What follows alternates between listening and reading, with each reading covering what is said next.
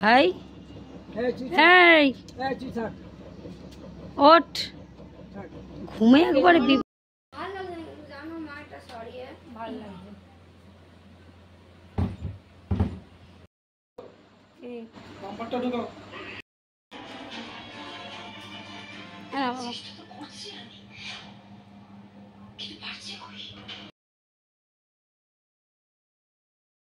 Good morning বন্ধুরা, welcome back to my channel সোমারেল ব্লগে তোমাদের স্বাগত জানাই।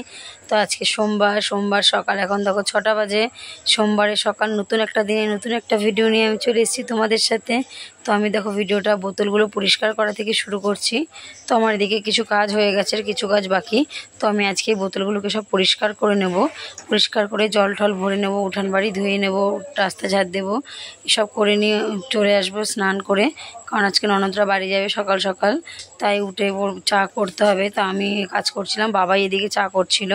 চা করে ননদরা খেলো, খেয়ে এবার গাড়ি ধোয়ানোর জন্য গামলায় জল পেতে দিলাম। এবার আমার ভাগনা মানে পাপাই তো ভাগনার নাম, তো ওই পাপাই গাড়িগুলো ধোয়াবে, তার জন্য আমি জল গামলায় বসিয়ে দিলাম। তো চলো আজকের ভিডিওটা আমি এখান দিয়ে শুরু করছি। তো সকাল সকাল আজকে আমাদের বাড়িতে কান্নাকাটির পালা শুরু হয়ে গেছে। যেহেতু কী বলো তো, বাড়ির মেয়েরা যখন বাড়ি থেকে যায় না, তখন মানে কী বলো তো, বাড়ির মেয়েরা বাড়িতে বিয়ের পর হয়ে যায়, তো দুদিনের জন্য অতিথি হিসেবে আসে আবার চলে যায়। তো ওই জন্য ননদ চলে যাচ্ছে, তাই শাশুড়ি মা খুব কান্না করছে, ভাগনা ওরা চলে যাচ্ছে। তো দেখবে কেউ এসে, বিশেষ করে বাড়ির মেয়েরা এসে থেকে যদি আবার তারা একদিন বাদে চলে যায় না, তখন মা বাবার মনের ভেতরে কতটা কষ্ট হয় বলে বোঝাতে পারবো না। কারণ আমিও তো একটা মেয়ে, আমি বুঝি। তাই আমি বলছি, সকাল সকাল কান্নাকাটির পালা জুড়ে দিয়েছে। আর এখানে দেখো আমার শ্বশুরমশাই কুমড়ো শাক কেটেছে ওদেরকে দেবে বলে, তাই কটা গাছের থেকে কুমড়ো শাক কেটে নিলাম। হ্যাঁ ফাঁকা ঘরের লোক রয়েছে, ফাঁকা। এই যে লম্বা লম্বা গাছটা, এই যে এইটা এগুলো, হ্যাঁ ওরে না, নতুন নতুন গাছ তো খাইতে হবে চা। ওই যে এটার মাথাটা তো কালকে দুমড়ে খেয়ে, এই মাথাটা ভেঙে গেছে, এটা তো বিকেলে চা খাবো না, এই 3-4 দিন হবে। এখনই চা খাবো, তো দেখি নিয়ে কেমন লাগে খেতে চা গাছের পাতা দিয়ে। না তোমার চা খাবো, এইটাই হবে। আবার এটা লাগালে হয়ে যাবে। নতুন একটা জিনিসের নাম গোগলের কাজ। এই পাতা দিয়ে চা খেতে নাকি হেবি সুন্দর লাগে, সেন গাছের নাম জানি না বন্ধুরা। তবে এই দেখো গাছটা, যদি কোথাও দেখো দিয়ে তোমরাও কিন্তু চা খেতে পারো, খেলে কিন্তু ভালোই লাগবে। খেয়ে তো দেখো একবার, ট্রাই করো, আমরাও খাওয়া এখন।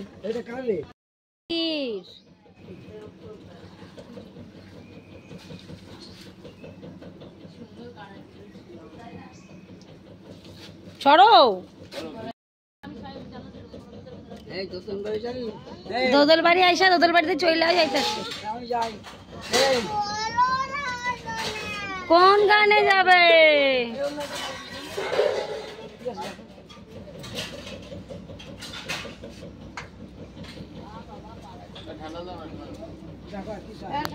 বলে তেনে এনে গোগল গোগল কইরাই তো কই, তোমার গোগল গোগল কইরাই শরীর খারাপ হবে। আর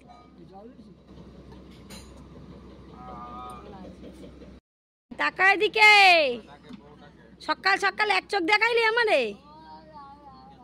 তোর দাদা কতবার ডাকলো, ভাই ওঠ ওর, তুই উঠলি না একটু।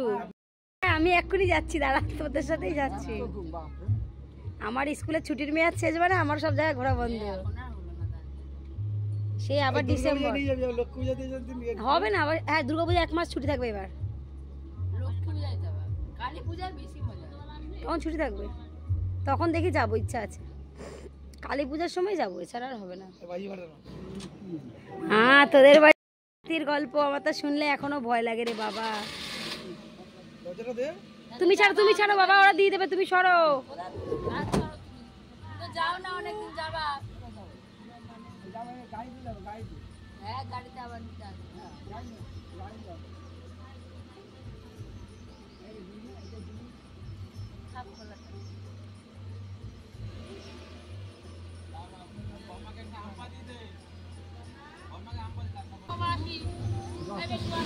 সাবধানে যাবা, সাবধানে যায়, গাড়ি সাবধানে চালাবি।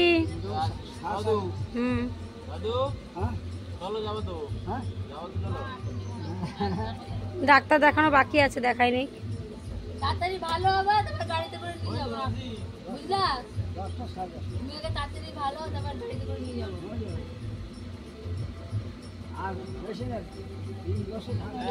সাবধানে যাবা, আর গাড়ি সাবধানে চালাবি।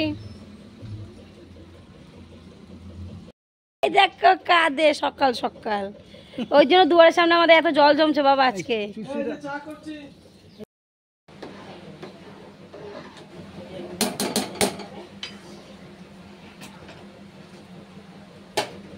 দেখো চলে এসেছি সকালে, অনেকক্ষণ পর তোমাদের সাথে দেখা।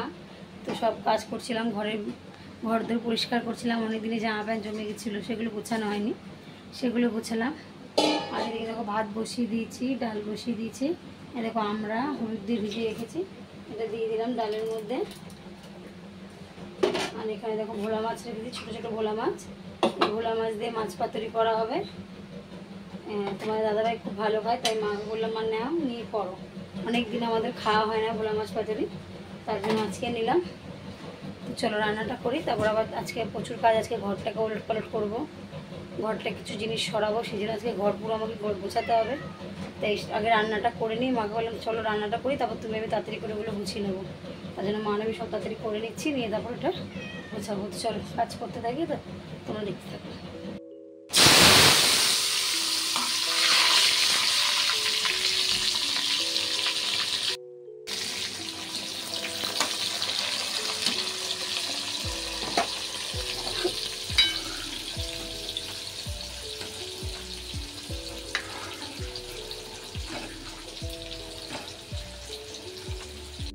তো আমাকে আজকে ডবল করে খাটতে হলো। আমি সকালবেলা একবার জানো তো বিছানাপত্র পরিষ্কার করে, জামা প্যান্ট যেগুলো ছিল দুদিনের ধোবনো জামা প্যান্ট ছিল সেগুলোকে ভাঁজ করলাম, গোছালাম।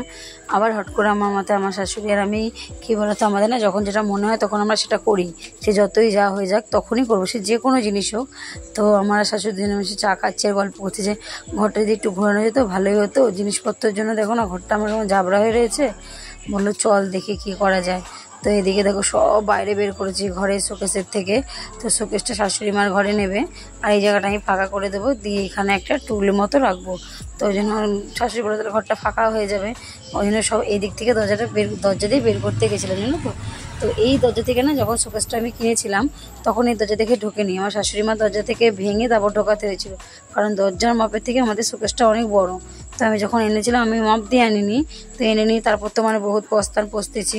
তো এদিকে দেখো আমি সব কাজ সেরে চলে এসেছি, একটা বাজে এখন। তো তোমার দাদাভাই চলে এসছে, আজকে ওর একটা অবধি কাজ হয়েছে, তো এসে আমাদের হাতে হাতে করছে। এদিকে দেখো বসে আলমারি সরাচ্ছে, এত ভারী না আমাদের এই আলমারিটা, ও দাঁড়িয়ে কোনো সম্ভবই না, ওই জন্য বসে পা দিয়ে ঠেলে পিছনে হেলান দিয়ে তারপর ওটাকে সরিয়েছে। তো দেখো দুজনে মিলে, এদিকে দুজনের বললে ভুল হবে, মাম্মাম আজকে আমার মাম্মাম অনেক কাজ করেছে জানো তো আমার সাথে সাথে। তো মাম্মাম, আমি, তোমার দাদাভাই, তারপর আমার শাশুড়ি মা সবাই মিলে প্রচুর খেটেছে আজকে। তো আমাদের মানে আজকে রাত্রে আমার মানে যা অবস্থা হবে না মানে বলার মতো না, গা হাত পা প্রচুর ব্যথা। তো আমার সত্যি কথা বলতে ভারী জিনিস টানা একদমই বারণ, কারণ আমার এই অপারেশনের পর আমি কোনো ভারী জিনিস টানতে পারি না, একটুখানি বেশি হাঁটতেও পারি না, একটু বেশি হাঁটলেই আমার সেলাইতে না খুব যন্ত্রণা হয়, তার জন্য বেশি হাঁটতেও পারি না। আর ভারী জিনিস তো টানা একদমই বারণ, তাও আজকে টেনেছি, মানে রাত্রেবেলা নাজেহাল অবস্থা হবে, কিছু বলার নেই। তো চলো ঘরগুলো গুছাতে থাকি, দেখতে থাকো।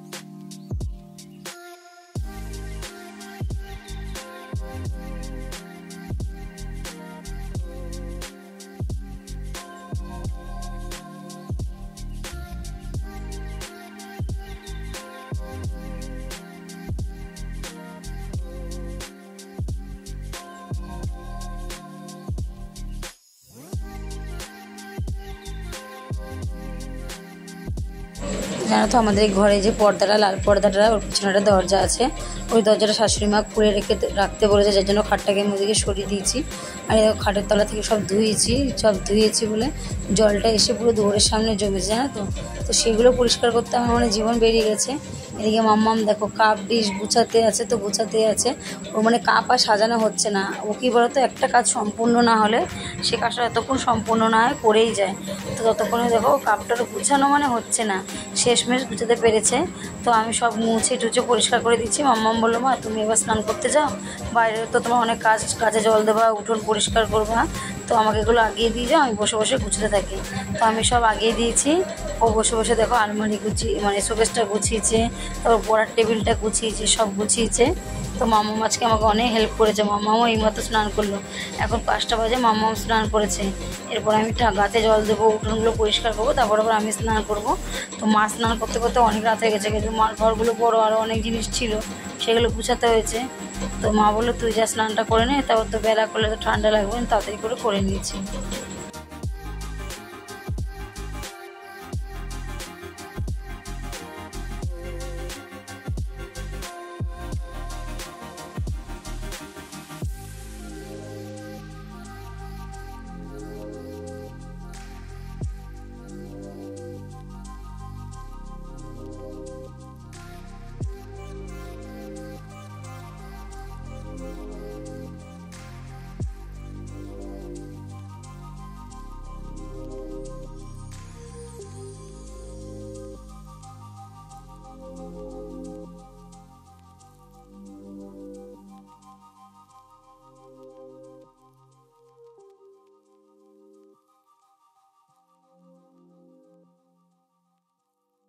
এদিকে দেখো, এদিকে আমার ঘরের সব কাজ হয়ে গেছে, গাছে জল দেওয়া হয়ে গেছে।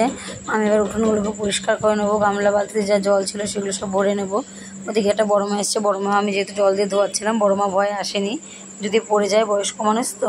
তো দেখো স্নান করে চলে এসছে, এখন প্রায় 6টা 6:30 বাজে। স্নান করে এসে যাবো গোগলের জন্য দুধ জাল দিতে, যেহেতু গোগল মাঠে গেছে, মাঠ থেকে এসে আবার খিদে পাবে, খাবে, ওর জন্য আমি মানে সিঁদুরটা পরে নিয়ে আগে ওর জন্য দুধ গরম করবো।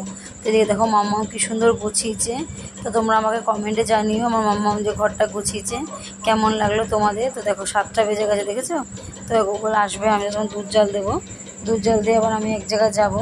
তো আমার মাম্মামের ঘর গোছানোটা কেমন হলো তোমরা অবশ্যই কিন্তু আমাকে কমেন্টে জানিও, ঠিক আছে বন্ধুরা।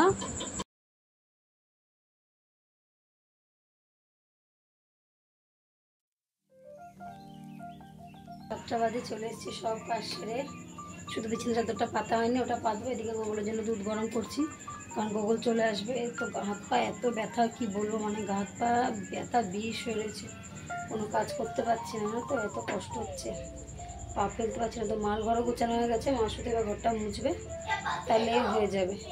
এদিকে আমি গোগলের দুধ গরম করে এখন আবার যাবো পাশের বাড়ি কাকিমার সাথে, কাকুর রক্ত পরীক্ষা করতে দিয়েছে, পেটের ফটো দিয়েছে, ওগুলোর জন্য জানতে যাব। তো মার যেহেতু হয়নি, মাই যেত, তো মার হয়নি বলে আমিই যাব। তো গিয়ে এখন রেডি হবো, গিয়ে ওনাকে আবার নিয়ে যাব। চলো রেডি হয়নি, গিয়ে ওনাকে নিয়ে যাই, যদি কী বলে আবার ডাক্তার।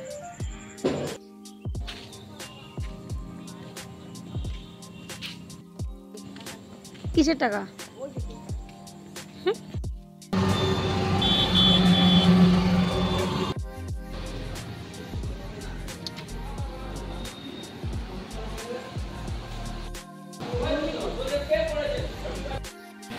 বলছি এর মধ্যে একটা রক্ত পরীক্ষা আছে, পেটের ফটো আছে, একটু দেখে বলে দেবেন।